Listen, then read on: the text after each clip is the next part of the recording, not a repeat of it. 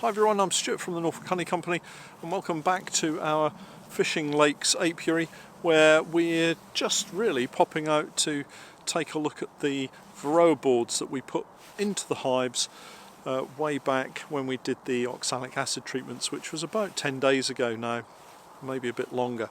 The task today really is to just remove those Varroa floors, have a quick look at them, see what debris we've got on them, see if there are any Varroa mites that have dropped, and take them away, clean them up, and then store them for the coming season. I don't leave the Varroa floors in. I like to have plenty of ventilation with the open mesh floors. I think it helps with the condensation and it gets that air flowing around the bottom of the hive. Just to recap, we treated in the autumn with apistan, which is a pyrethroid treatment.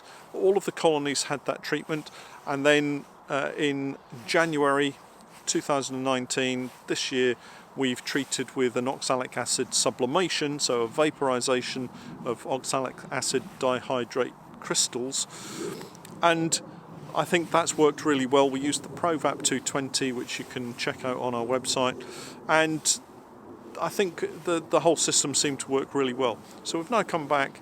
I'm here, at least it's not a bitterly cold day, but it's about freezing, so it's around 0 to -1, maybe 1 degree. So the bees are all going to be tucked up in a cluster, so I don't need to put my bee suit on, light a smoker. We're literally just drawing out the Varroa floor at the back of the floor, and then I'm going to bring them over to the back of the truck and we'll just have a quick look at them. It's a really straightforward process. I'll take the camera over to the first hive just to show you the process of pulling out the floor, but I'm sure most of you can cope with that. And then we'll have a look at the few that we've got in this site just to compare and contrast. So here's our first hive, and we just slide the drawer out at the back and remove the board. So it's really interesting, of the 8 or 9 boards that we've removed, we've got one that's a really interesting board, so we'll show you that in a second. The vast majority of them are fairly plain. There might be 1 or 2 Varroa on them, and I'll just show you a couple of samples of those. And then we've got one that's got way more Varroa than I would ever have anticipated. So we'll get the camera down and have a look at these boards. So here's the first board, and what you're seeing here are a lot of wax cappings. There are some little flake scales of wax that have come off the bees, and just here we've got a single Varroa mite, and I'll just zoom the camera in to show you this this Varroa mite.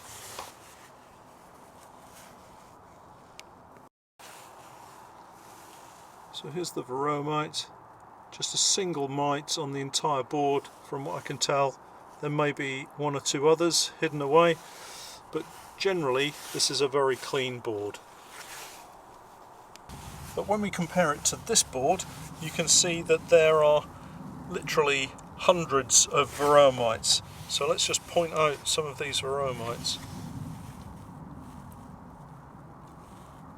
And we've had a massive drop from this particular colony when we've done the oxalic acid sublimation. What I will do is take a photograph of this board so that we can have a physical count up of the number of Varroa that we've got across the entire board. So that's quite a result with that particular colony, with so many Varroa dropping during the oxalic acid sublimation. It's difficult to understand sometimes why so many Varroa would drop just from one colony when all the others seem to have dropped maybe 1 or 2 or 3. Very few Varroa mites dropping from all of the other colonies except this one, and that raises some interesting questions. So could it be that this particular colony has some form of resistance, the Varroa mites that is, has some form of resistance to the apistan pyrethroid treatment? Well, I've not used that particular treatment for probably 5 years, so it's highly unlikely that they will have developed any resistance. Is it possible that somehow the apistan treatments were ineffective, that maybe those particular strips had not been impregnated with the pyrethroid properly? Well, it's a possibility, but to be honest, It came out of a packet with lots of other strips. It was placed at the same time with all of the other strips, so that seems unlikely. I think the most likely answer is that although I've marked it down as having had the treatment, I probably haven't put the treatment in that particular colony.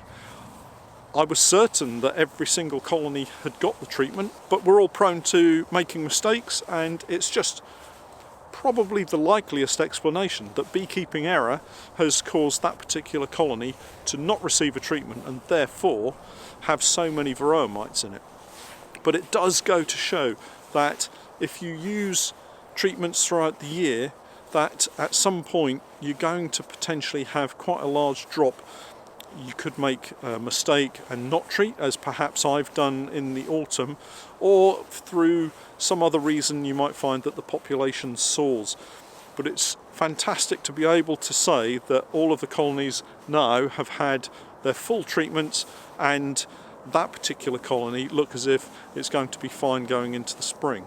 Now, if I'd chosen not to treat with oxalic acid over winter, we'd probably be looking at the loss of that colony, because there must have been in excess of 100, maybe 200 or 300 Varroa mites on that particular board, and I will count them and let you know. And having that many Varroa in a colony at this time of the year can only mean that it's going to weaken the colony as we go into the spring. Well, I hope you find this short video interesting. If you've got any questions, fire them off in the comments section below or drop me a message directly.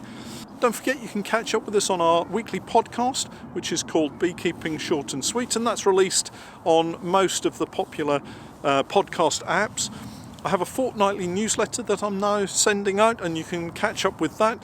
Just go over to my website, www.norfolk-honey.co.uk, and sign up for the newsletter there, and we'll add you to our mailing list, and I hope that you'll find that both informative and interesting. And finally, we have a Patron page where you can access lots more content as we move through into the active season. Well, that's it for today. We'll catch up next time. Thanks for watching.